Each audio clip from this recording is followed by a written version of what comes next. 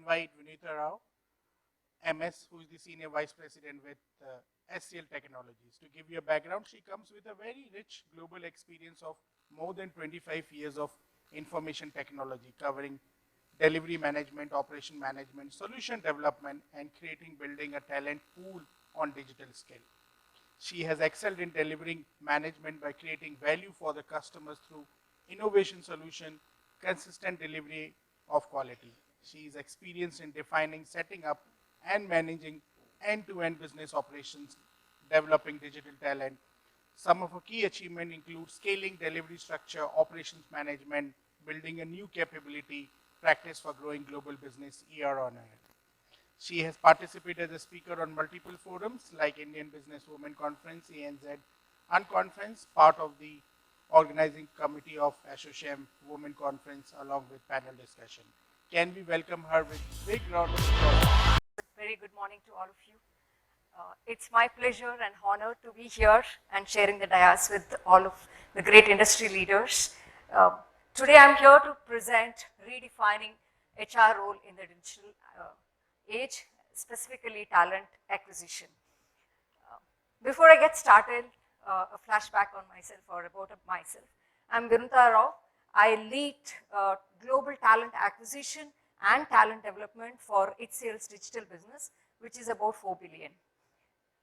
A bit about myself. I have about more than 25 years of experience and more than 15 plus of experience in HCL Tech. And I primarily come from delivery management, competency building setup, and various other things like pre-sales and solution building, etc. And today here I am as talent acquisition leader. So that actually speaks possibly the title for this session as why am I here today, which essentially means we all know that role definition for HR leaders, talent acquisition leaders are changing. And it's not about where you come from, it's about how you define the role for your organization, and that's about the topic today. And it's a very, very vast topic, and I'll only touch upon few aspects of it and what we are trying to do in our organization, a bit of it. We all know here today that market is changing. There are multiple disruptions, and the disruptions are definitely impacting not just talent market, it's the way the organizations deliver their projects, the organizations build their business, so multiple things are changing. But I think specifically to focus on the talent aspect, digitization, which is a common pattern, is something that is really, really disrupting the world. And with pandemic hitting us, it's only accelerated the digitization part. And as many of the analysts say, that more than 2.8 trillion is expected to be our digital revenue very soon by 2020, and this numbers keeps changing because it's just a pulse that we're trying to get from the market. And obviously, what does it mean to us? The skills are going to be changing. Now, is it a new phenomena? To be very frank, when I started off my career, I started as possibly a COBOL developer, which has been changed to something else today. So it's not about, about the skill today. It's about the speed at which it's changing. It's about the multiple factors that are influencing the change. Earlier, it was about going deeper into the technology. But there are other attributes like, continuous technology change in multiple ways, right? It's not about only the back end or the front end. It's about the functional aspects. It's about the domain aspects. It's about the volatility that's come in the industry. Could be one such example is pandemic.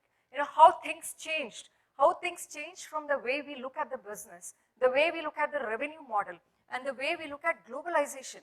Today, when I build a business, I don't build saying that it's for India market or is it for Asia Pac.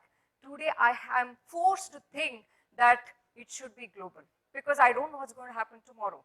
With a virtual setting up coming in picture, if I try to constrain my business objective, localizing any decision, it's going to impact my scalability. And that philosophy that has come into business is only going to influence further in the way we operate in multiple areas. And of course, process and platforms. Now, process what is today is not going to work tomorrow. We all know as HR leaders, because there are multiple aspects. But what's more concerning or most, I would say worrisome is the speed at which we need to change the process. It's no longer that I can set a process for about a year and then it's going to stay there. So let me bring up another leadership and I'm going to teach them how it's going to work. No, unfortunately, we are living with quarters, right? I mean, most of the business, quarter on quarter, quarter on quarter.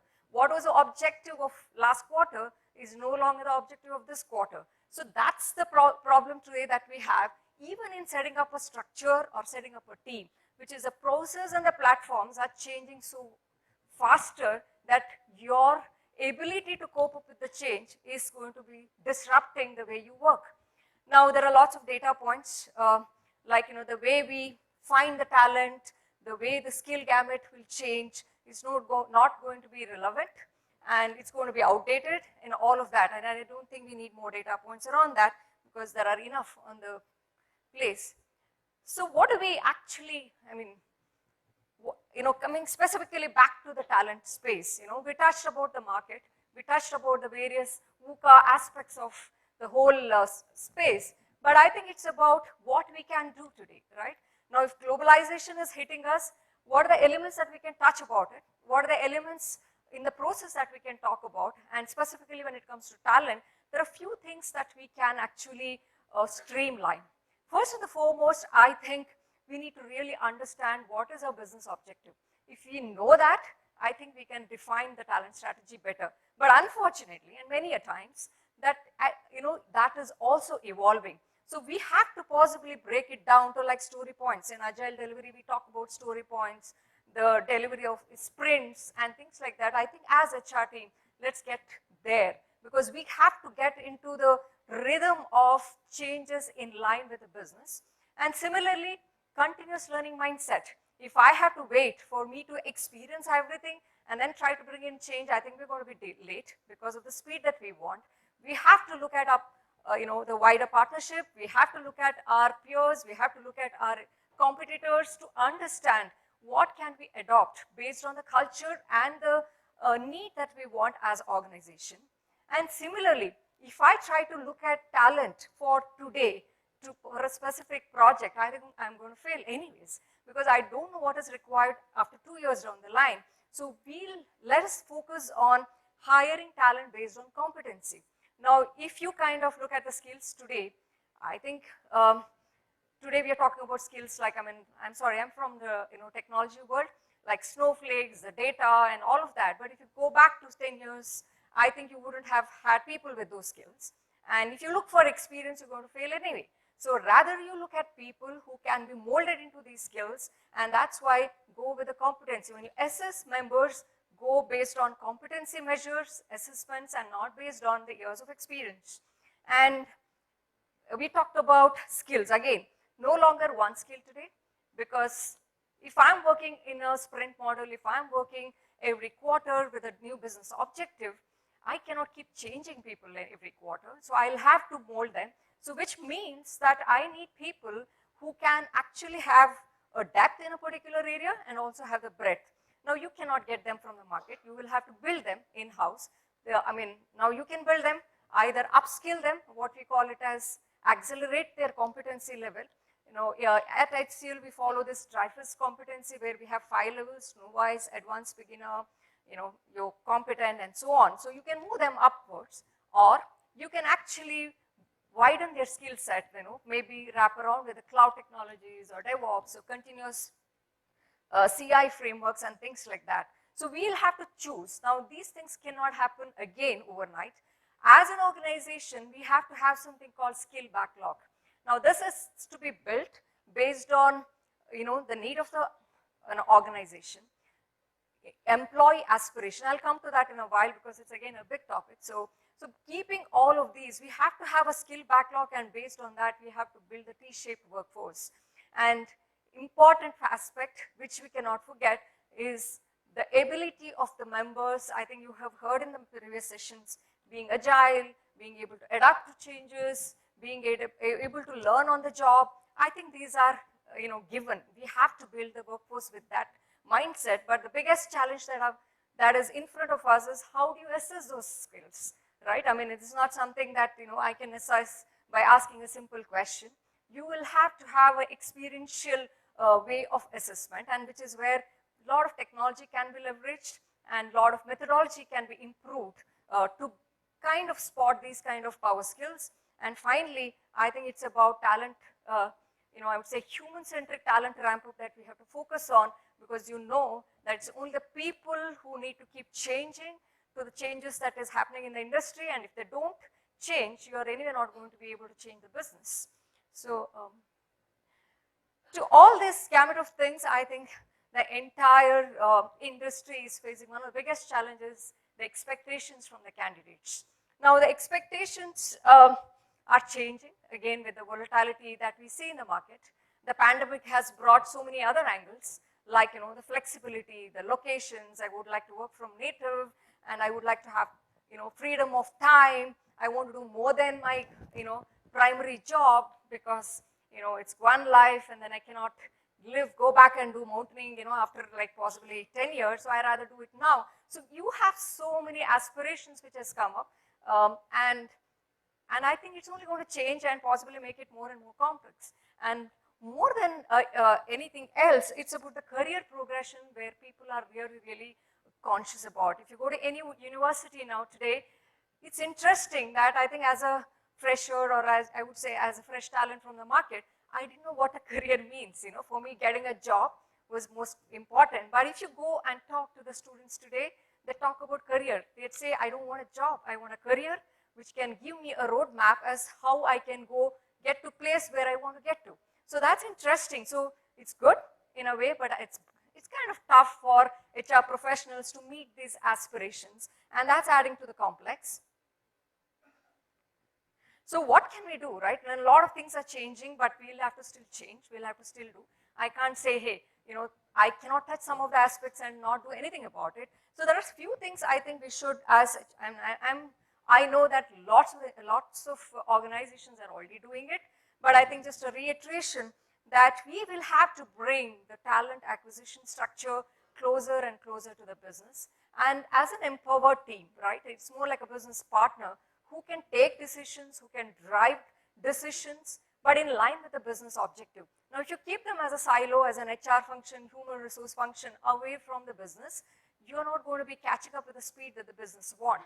So I think structurally, it's time for everybody to think that how close are we to the business? Are we able to take the right decisions in line with the business aspiration, or in line with the goal or the mission of the organization?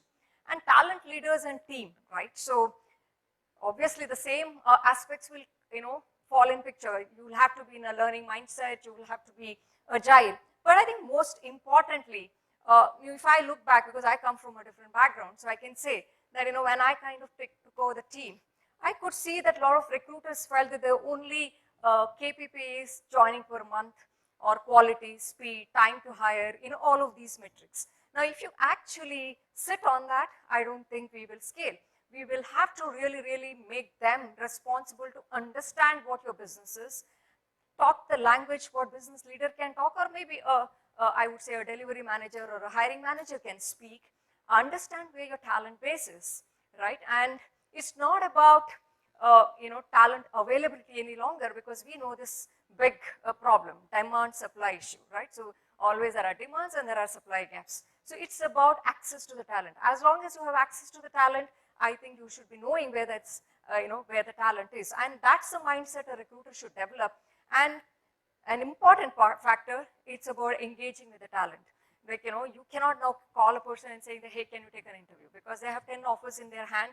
I think, especially the demands which are there as popular skill set, they already have 10 offers in their hand. And if you're trying to say that, hey, come, join us, I think they will ask why. Then you can give 10%, 30%, 40% more counter offers, but I don't think that will sustain again. So I think we'll have to figure out a way what works for us as talent engagement, or I would say, how do I connect with the talent? And it's given that we'll have to accelerate digitization so that we can continue to focus on actual hiring talent acquisition problem versus, I would say, doing mundane jobs. You know, a lot of these things can be automated, right? So for example, auto calling facility of the candidates when you're doing a mass drive, or you could have database of candidates who have, I think one of the important part that I will touch maybe in a while, you need to have a good database, what we call it as a soft pipeline of the candidates, and if you don't do it, then you're going to have, you know, if I have to hire 10,000 people, then I'll have to increase the number of recruiters, and that's not going to be given to you because of the spend limitations that will come along with it. So you will have to have an intelligent way to optimize your spend, optimize your tools and frameworks that are available in the market, and build what is required as well. You know, some of these market tools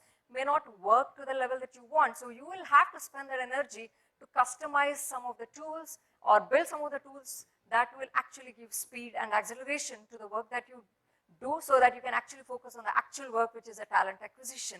And thinking out of the box, I guess everyone needs to think beyond what is possible today. Otherwise, we will not get the speed, the quality, and what we call it as niche workforce, which we expect to only grow. Because, you know, today in the industry, niche is all about talent who are not available and the skill which is not available. But I think that word also is going to change very soon. Now, and I already talked about the last point, which is about measures and rewards. We will have to think as what should be the right measure and, you know, the rewards for the talent acquisition team. Is it the number of hires? Is it going to be, you know, how, you know, fast I could get the talent, or is it about, is the talent ready, or the right talent that I've got at the right place in the right time? So these are some of the things that we will have to really, really relook at it to be able to actually, in my view, cope up with the change that we will have. And as I said, this is a short list, and this can continue, right? So now in terms of acceleration and accelerating the digitization, I'll just spend a minute on this. Sorry. In terms of sourcing, I talked about building a database. You know, I think there are lots of tools in the market. There are lots of insight reports, LinkedIn, and so on and forth. And we don't have to rebuild them, but we can leverage them. But what is most important is building a wrapper around it, right? So, I mean, you need to build a wrapper on any system based on what you need as a business. Suppose if I have to kind of look at talent base, in, you know, if I generally say that there are, if you kind of try to plot what you want in terms of talent, you have the skill availability in the y-axis, and your, I would say, the relevance, or you would call it as strategic workforce is on the, you know, x-axis. Then if you try to plot it, then you will have to group it. You know, is it a simple hiring, or is it a complex hiring, or a strategic hiring, or is it a volume hiring? Based on which you will have to adapt and fine-tune your sourcing. Because if you follow the same rule for every hiring, I think we will not have the luxury of overhead. We will have to classify the, you know, based on the type of hiring that we would like to do. The screening and the selection is very important, right? Because, as I said, it's about building of a right funnel. Now, you may screen profiles for future, or you may screen profiles obviously to really immediately hire them, but it is important. But how you screen is again dependent on what you need. Now, if you want to build an organization which is going to be like, you know, more commodity skill, then you have to use and leveraging the tools which are there in terms of screening is very good. But you will have to have an angle of niche, or, you know, I would say more soft skills to be measured. Then it should be a good combination of your technical skills as well as their ability to, you know, as I said, I talked about a lot of the skills that we need to measure those skills as well, which can be done through an experiential, I would say, selection process, where you could actually invite the candidate for solving a use case, for solving a solution, and things like that. And there are many methodologies, including hackathon is one of the, you know, methodologies for that. But, you know, that's an organization choice and the, you know, the time that you have. But fact is that I think we cannot shy away from using the tools. And third point is about onboarding. It's not about hiring any longer today. The biggest challenge HR folks face today is about reducing the renege and reducing the surprises at the last minute. So which means that we will have to not only offer, but we'll have to take them through the journey. It's about how well you connect and how well you make the rest of the organization connect with the joining pipeline.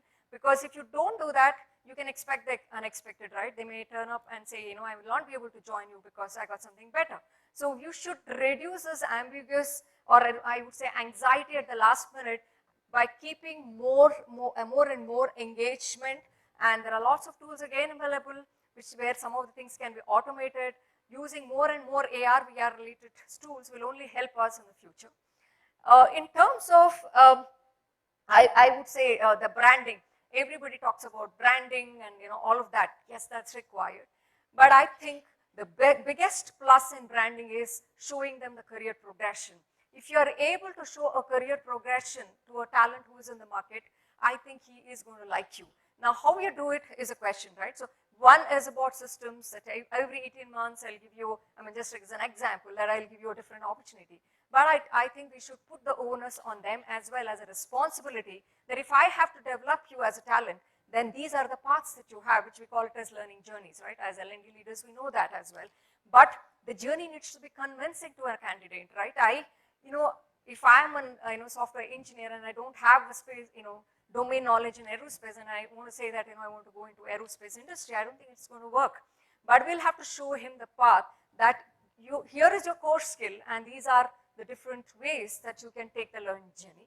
But this is a time at which, that is going to take for you to come there, and these are the things that you need to do to be able to give. But we as an organization have these policies to kind of facilitate your aspiration. I think we should do that to be able to kind of really brand as an organization and show what can an organization give you as a career progression. And finally, the retention part. I think as talent strategy, it's important that as an HR person, that's noted only hiring is my JPR, or as I would say as a KPP, but it should be also how I retain the talent that I have hired. I think this is a serious thought process that our organization did, and today one of the KPP is also attrition for me, right? So, and I think I touched upon a few of the topics, but just want to reiterate on a couple of points. I did talk about I think I did talk about the need of understanding the business need and understanding what is the talent landscape that we have in terms of accessibility versus the availability. Again, let me repeat this word. Accessibility is that I need to look at talent who have potential to join, which is why I think it is very important to do this part, which is building the skill mesh. If I have to higher commodity skill, we will have to look at the adjacencies, because you cannot keep competing with counter offers, right? We will have to look at the potential talent based on the adjacency that we define based on the skill set. I think a good amount of time that we have to spend as what are the right adjacencies. Now, the adjacency will have technical aspects as well as soft aspects based on the level of competency that you're going to hire. If you're hiring for, say for example, advanced beginner or a competent level, the adjacencies required for soft skill could be lesser because you can mold them over a period of time. But if you're actually hiring at a higher level, say for example proficient, then the softer aspects are very important because they're going to lead your team. And hence it is important that what you build as skill metrics needs to be brought in terms of your selection process. And as I already said, the selective process has to be a combination of objective, which will measure the technology aspect or the depth, as well as the subjective part based on the type of hiring that you're going to do.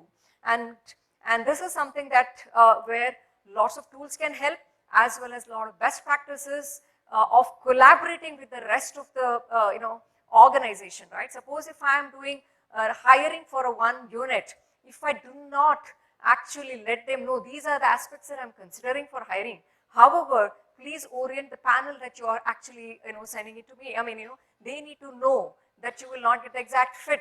You will get these, and in that you can define what are optional, what are mandatory, what should be the weightage, and what is the level of competency that you need. But orientation of panels in terms of selection process is one of the key aspects that I would like to highlight here if you want to build scale, because what I say as yes, could be a no from another business unit, and then I will not be able to punch the member, and I will have to look at hard decisions, right, of exiting the employee, which none of us want. And finally, it's about the experience. I think a lot is being done in every sector in terms of providing a good candidate experience. But in my view, as I already said, experience has multiple angles. One is about, am I proud to get associated with this organization? Am I happy to be associated with this organization?